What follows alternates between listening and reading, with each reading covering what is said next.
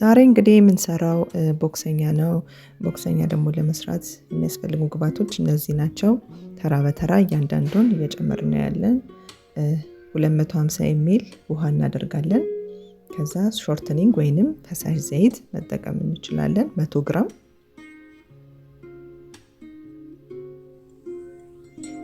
ይሄንን ስንጨምር በደንብ መዋሃድ መፍላት አለበት። ከዛ 5 ግራም ጨው እንጨምራለን። በደንብ እናዋህደዋለን። እስኪፈላ እንጠብቀዋለን። ሲፈላልን 150 ግራም ፍርኖ ዱቄት እንጨምራለን። ከዛ እንዳይጓጉልብን ግን ይሄንን ስንሰራ እጃችን ማረፍ የለበትም። ልክ ገንፎ እንደምናገነፋው በደንብ አድርገን ላም እስኪልልን ድረስ በደንብ ማገንፋት አለብን። እጃችን መነሳት የለበትም። በደንብ አድርገን እናገነፋው ማለት ነው።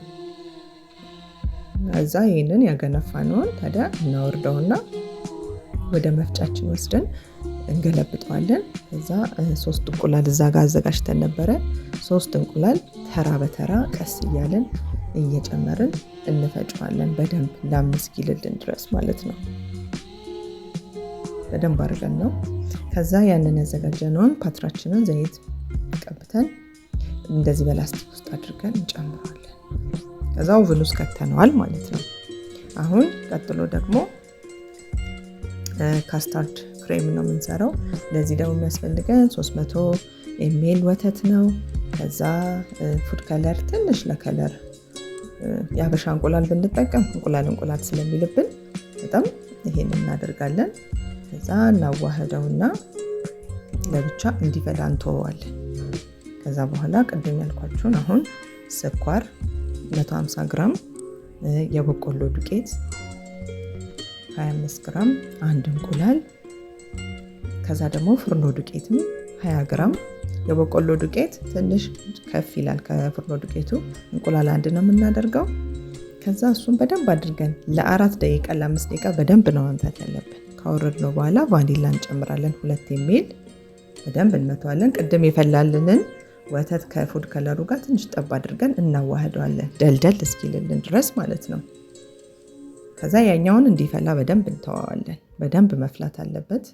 ሲፈላ በደንብ አንስተን ወደ ውስጡ እንጨምረዋለን ድስት ውስጥ ማለት ነው። ይሄንንም ከጨመርን በኋላ ዱቄቶች ስላሉበት እጃችን ማረፍ የለበትም። ከትኩስ ነገር ጋር ሲገናኝ ሊጓጉል ስለሚችል በደንብ አድርገን ክሬሚ ነገር ወይንም ወፈር ያለ ነገር እስኪመጣልን ድረስ እጃችን ማረፍ የለበትም ማለት ነው። አያችሁት አሁን እንዴት ቆንጆ እንደሆነ። ቆንጆ ክሬም ሆኗል። በጣም አሪፍ እንደምንፈልገው ነገር አግኝተናል ማለት ነው። እዚህ ላይ ታዲያ ለምናዋህደው ደግሞ ሌላ ዊፕድ ክሬም ደግሞ እንሰራለን። ውሃ 100 ሚሊ እና እሱን ቻሪቲ ፓውደር ደግሞ 50 ግራም አድርገን ይሄን በምስሉ ላይ የምታዩትን ዊፕድ ክሬም ፓውደር ይላል። እሱን ተጠቅመን ውሃውንና እሱን ብቻ አድርገን 100 ሚሊ ውሃና 50 ግራም ቻርኒቲ ፓውደሩን አድርገን በደንብ አድርገን ነው ታዲያ ይሄንን ምንመታው። እስከዛ ሰው እስኪፈጭልን ይሄንን እያየነው ነው። የቅድም የከተትነው ለ30 ደቂቃ ነው የሚመስለው። ይሄ አያችሁት እንዴት ክሬም እንደሆነ። በደንብ ነው ክሬም መሆን ያለበት። በደንብ እንደምንፈልገው አይነት ስትራክቸር። ያኛው የቀዘቀዘልን ይሄንን እናነሳና ሁለቱን እናዋህዳለን ማለት ነው። በደንብ አድርገን በደንብ ነው የምናዋህደው። ይሄንን ቀዝቀዝ ማለት ግን አለበት። ለምን ትኩስ ከሆነ ትንሽ የመጓጓል ነገር ሊኖረው ስለሚችል በደንብ አድርገን ላም እስኪል ድረስ ከለሩ በደንብ እስኪዋሃድ ድረስ ይሄ ክሬም ከለር እስኪመጣልን ድረስ እናዋህደዋለን ማለት ነው።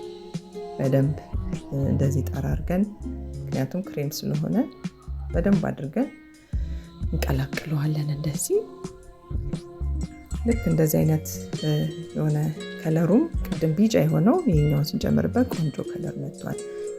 እንግዲህ ቦክሰኛችንም በስሏል እና ቀዳዳ እናበጅለታለን። ስሩ ላይ በደንብ አድርገን በደንብ ቀዳዳውን ከፈት አድርገን ውስጡ ነው እንግዲህ ክሬሙን የምንጨምረው። በላስቲክ አድርገን ቅድም ባያችሁት መሰረት እንደዛ አድርገን ይሄንንም እንደዛ እንጠቀማለን። በጣም ነው የሚጣፍጠው። በጣም ቀላል ነው። በጣም ቆንጆ ነው። ለልጆች ለአዋቂ ነው። ሞክሩት ቤት ውስጥ። አመሰግናለሁ።